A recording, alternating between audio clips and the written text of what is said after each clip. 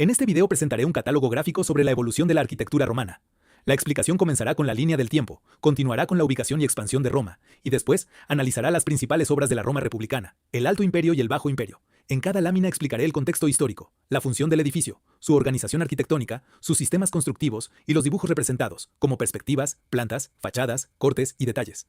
Línea del tiempo. La primera lámina presenta la línea del tiempo de la arquitectura romana y la divide en tres grandes periodos. El primero es la Roma republicana, desde el año 509 hasta el 27 a.C.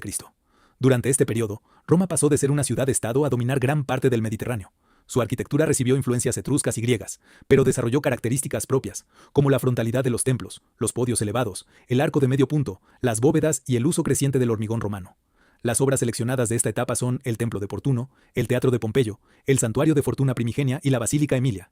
El segundo periodo es el Alto Imperio, comprendido entre el año 27 a.C. y el año 192 después de Cristo. Esta etapa comienza con el gobierno de Augusto y se relaciona con la estabilidad política, el crecimiento urbano y la arquitectura monumental. Se perfeccionaron los órdenes clásicos, el hormigón, las bóvedas y las cúpulas. Las obras que estudiaremos son la Maison Carrée, el Templo de Augusto y Lucio César, el Foro de Augusto con el Templo de Marte Ultor, el Panteón de Roma y el Templo de Antonino y Faustina. El tercer periodo es el Bajo Imperio, desde el año 192 hasta el 476 después de Cristo. En esta etapa se construyeron edificios con grandes muros, pilares monumentales, bóvedas de gran tamaño y espacios interiores capaces de recibir a muchas personas. También comenzó la transición hacia la arquitectura paleocristiana. Las obras seleccionadas son el Palacio de Diocleciano, las Termas de Diocleciano, la Basílica de Magencio y Constantino, la Basílica de San Juan de Letrán y el Mausoleo de Santa Constanza. Ubicación. Después de revisar la línea del tiempo, pasamos a la ubicación y expansión territorial de Roma. La segunda lámina muestra el crecimiento romano alrededor del mar Mediterráneo. El origen se encuentra en la península itálica, específicamente en la ciudad de Roma. Su posición central favoreció el comercio, las comunicaciones y las conquistas. El color amarillo representa el territorio controlado aproximadamente en el año 264 a.C., cuando Roma ya dominaba gran parte de Italia. Entre los años 264 y 201 a.C., las guerras púnicas contra Cartago permitieron la expansión hacia Sicilia, Hispania y el norte de África. Entre el año 201 y el 60 a.C., Roma avanzó hacia Grecia, Macedonia, Asia Menor y la Galia. Entre el año 60 a.C. y el 14 después de Cristo se consolidaron nuevos territorios, entre ellos la Galia y Egipto. Finalmente, entre los años 14 y 117 después de Cristo, el imperio alcanzó una de sus mayores extensiones, incorporando Britania, Dacia y regiones orientales. El Mediterráneo quedó rodeado casi por completo por territorios romanos, por lo que fue llamado Mare Nostrum, expresión que significa nuestro mar. Esta expansión permitió obtener materiales, recursos, conocimientos y mano de obra. Al mismo tiempo, Roma difundió sus sistemas constructivos mediante templos, teatros, termas, basílicas, caminos, puentes y acueductos. Roma republicana. Comenzamos ahora con la Roma republicana. Aunque sus edificios todavía muestran influencias griegas y etruscas, los romanos adaptaron esas formas a sus necesidades religiosas, urbanas y políticas. Templo de Portuno. La primera obra es el Templo de Portuno, construido aproximadamente entre los años 120 y 80 a.C. Se encuentra cerca del antiguo puerto fluvial de Roma y del Foro Boario. Estaba dedicado a Portuno, divinidad relacionada con los puertos, las puertas y el comercio. En la perspectiva observamos un templo rectangular elevado sobre un podio. Una escalinata frontal conduce al pronaos y después a la cella, que es el recinto sagrado. El pórtico utiliza columnas de orden jónico reconocibles por las volutas en espiral de los capiteles. Sobre ellas se encuentra el entablamento, dividido en arquitrabe, friso y cornisa, y finalmente el frontón triangular. La lámina también muestra una columna jónica con base, fuste estriado y capitel. El templo es pseudoperíptero. Las columnas del frente son independientes, mientras que las laterales están adosadas al muro de la cella. En la planta, de aproximadamente 19 metros por 10 metros y medio, se distinguen la escalinata, el pronaos y la cella. La vista lateral permite observar el podio, las columnas adosadas y la cubierta a dos aguas. Esta obra combina la tradición clásica con la frontalidad propia del templo romano. Teatro de Pompeyo. La siguiente obra es el Teatro de Pompeyo, construido entre los años 61 y 55 a.C. Fue el primer gran teatro permanente construido en piedra en Roma. En la perspectiva se observa la cavea semicircular, formada por las gradas para los espectadores, y frente a ella, la escena monumental. El exterior se organizaba mediante varios niveles de arcos de medio punto. Debajo de las gradas existían pasillos, rampas y bóvedas que sostenían la estructura y permitían la circulación del público. En la parte superior se encontraba el templo de Venus Victoriosa. De esta manera, el graderío podía interpretarse también como una gran escalinata que conducía al templo. El detalle constructivo muestra una rampa apoyada sobre arcos de medio punto. En la planta se distinguen la cavea, la escena, y un gran espacio rectangular posterior rodeado por pórticos, conocido como Pórtico de Pompeyo, con jardines y zonas de reunión. El corte longitudinal explica cómo las gradas se elevaban sobre bóvedas. Gracias a este sistema, los teatros romanos podían construirse sin depender de una pendiente natural. Santuario de Fortuna Primigenia. La tercera obra es el Santuario de Fortuna Primigenia, construido aproximadamente entre los años 120 y 80 a.C. en Preneste, actual Palestrina. El conjunto se adapta a una montaña mediante una sucesión de terrazas. El visitante asciende por escaleras, rampas y pórticos hasta llegar al templo superior. La composición es simétrica y está organizada por un eje central que dirige el recorrido. El detalle del hemiciclo muestra una terraza semicircular rodeada por columnas y arcos. También se representa el sistema de rampas, apoyadas sobre arcos de medio punto y espacios abovedados. Estos elementos sostenían los recorridos y, al mismo tiempo, ayudaban a contener el terreno. En la planta se reconocen las terrazas, los hemiciclos y el templo alineado sobre el eje. En la fachada, los muros y arcos dominan la parte inferior. Los pórticos aparecen en los niveles intermedios y el templo corona el conjunto. La obra demuestra cómo el arco, la bóveda y el hormigón permitieron transformar una pendiente natural en una arquitectura monumental. Basílica Emilia. La última obra de la etapa republicana es la Basílica Emilia, cuya primera construcción se remonta aproximadamente al año 179 a.C. Se encontraba en el Foro Romano y tenía funciones civiles, comerciales, financieras y judiciales. En la perspectiva observamos un edificio alargado con varios niveles de arcos de medio punto.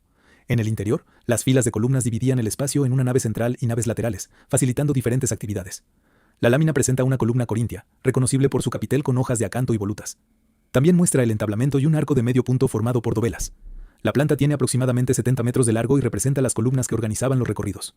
La fachada presenta 2 niveles de arcos repetidos creando ritmo y unidad. La Basílica Civil Romana será un antecedente importante para las basílicas imperiales y para las primeras iglesias cristianas. Alto Imperio. Pasamos ahora al Alto Imperio. Durante este periodo, la arquitectura se utilizó para representar el poder y la estabilidad de Roma. Los órdenes clásicos se combinaron con importantes innovaciones estructurales. Maison Carré. La primera obra es la Maison Carré, pronunciada Maison Carré, construida aproximadamente en el año 16 a.C. en Nimes, Francia. El templo estaba relacionado con el culto imperial de Cayo y Lucio César. Se eleva sobre un podio y presenta una escalinata frontal, un pronaos profundo y una sella rectangular. La fachada tiene 6 columnas corintias, por lo que es hexástila. Los laterales son pseudoperípteros, con columnas adosadas al muro. La lámina muestra el capitel corintio, el friso decorado, el entablamento y el interior del pronaos con casetones. En la planta se distinguen la sella, el pórtico y la escalinata. El edificio mide aproximadamente 26 metros de largo por 15 metros de ancho. El alzado frontal destaca la simetría y el frontón triangular, mientras que el perfil lateral muestra la repetición de las columnas adosadas. Es uno de los templos romanos mejor conservados. Templo de Augusto y Lucio César. La siguiente obra es el Templo de Augusto y Lucio César. Es una obra independiente y no debe confundirse con el Foro de Augusto. Fue construido entre el año 2 a.C. y el año 14 después de Cristo. Presenta un podio elevado, una escalinata frontal, un pronaos con columnas corintias y una sella posterior. La composición es frontal y simétrica.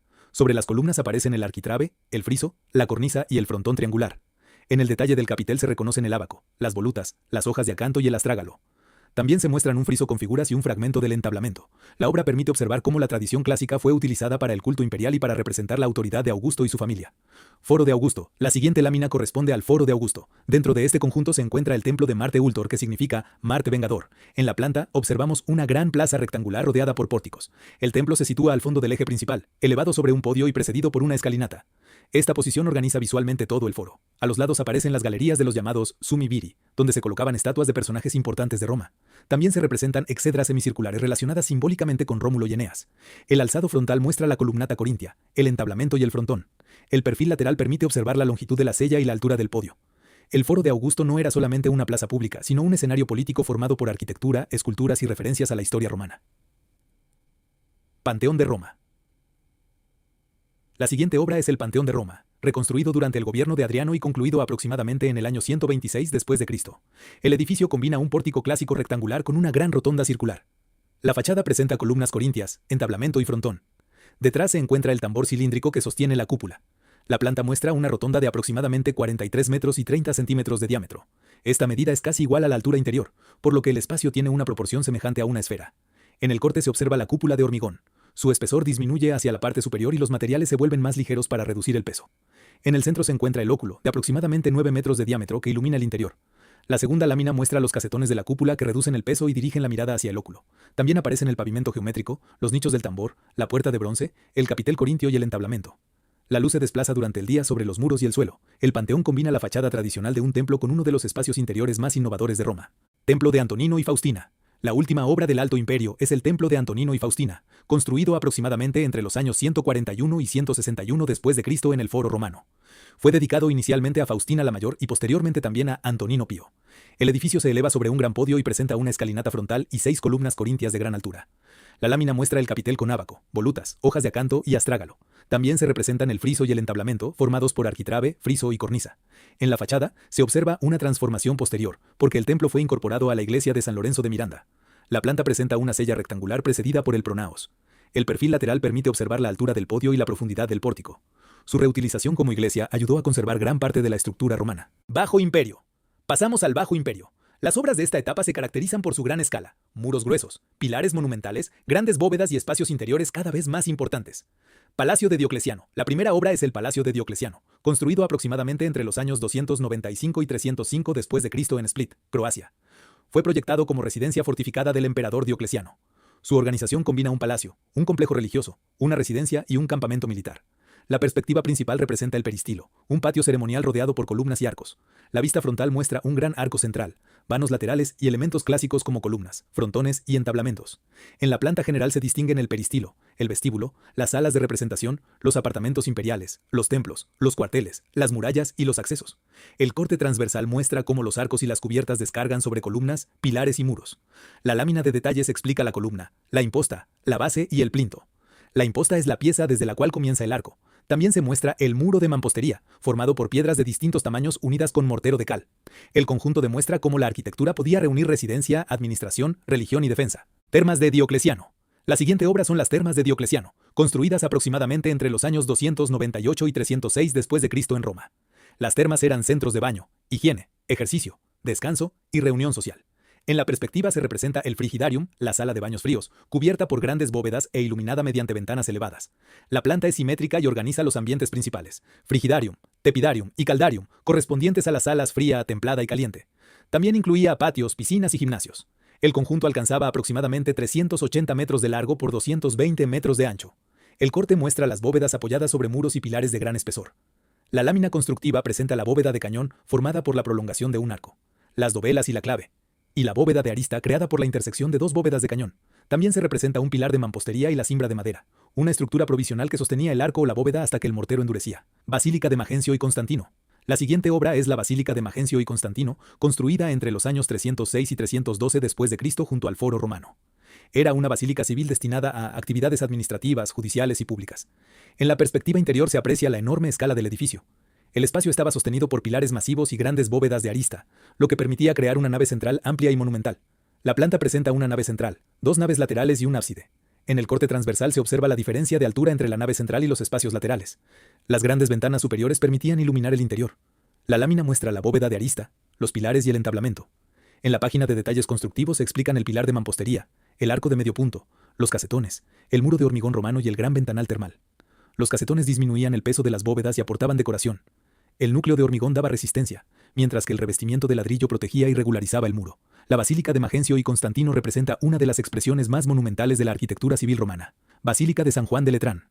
La siguiente obra es la Basílica de San Juan de Letrán, construida durante el gobierno de Constantino entre los años 311 y 324 después de Cristo. Esta obra marca una transformación importante, porque el modelo de la basílica civil romana se adapta a una función religiosa cristiana. En la perspectiva interior se observa una larga nave central dirigida hacia el ábside. A ambos lados, las columnas separan la nave central de las naves laterales. La planta presenta 5 naves. La nave central es más ancha y más alta, lo que permite incorporar ventanas superiores para iluminar el espacio. En el corte transversal se reconoce la jerarquía espacial. La nave central se eleva sobre las laterales y está cubierta mediante una estructura de madera, más ligera que las grandes bóvedas de hormigón. La lámina muestra el detalle del ábside, formado por una semicúpula, ventanas, columnas adosadas e impostas. También aparecen una columna corintia y un arco de medio punto.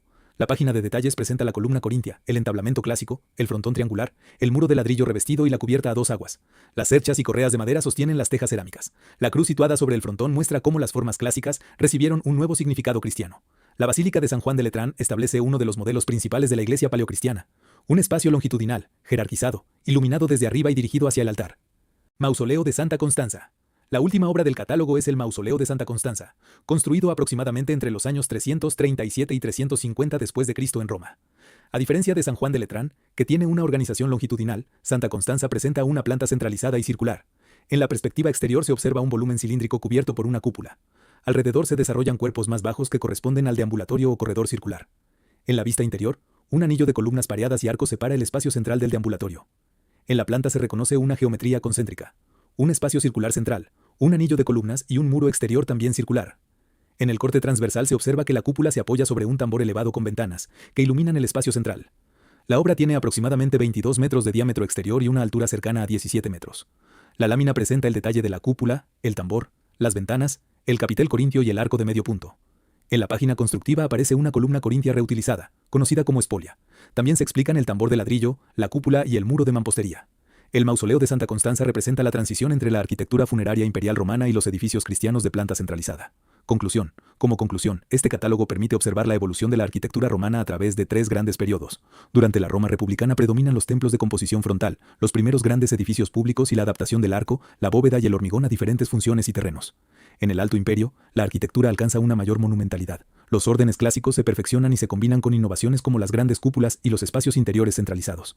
En el Bajo Imperio aumentan la escala y la complejidad estructural. Aparecen grandes pilares, bóvedas de arista, ventanales elevados y edificios capaces de albergar a una gran cantidad de personas. También se produce la transición hacia la arquitectura paleocristiana. La principal aportación de Roma fue combinar la tradición estética clásica con soluciones constructivas capaces de crear edificios más grandes, resistentes y funcionales. Muchas de estas ideas continuaron utilizándose durante siglos y todavía influyen en la arquitectura actual. Con esto finaliza la explicación del catálogo de arquitectura romana.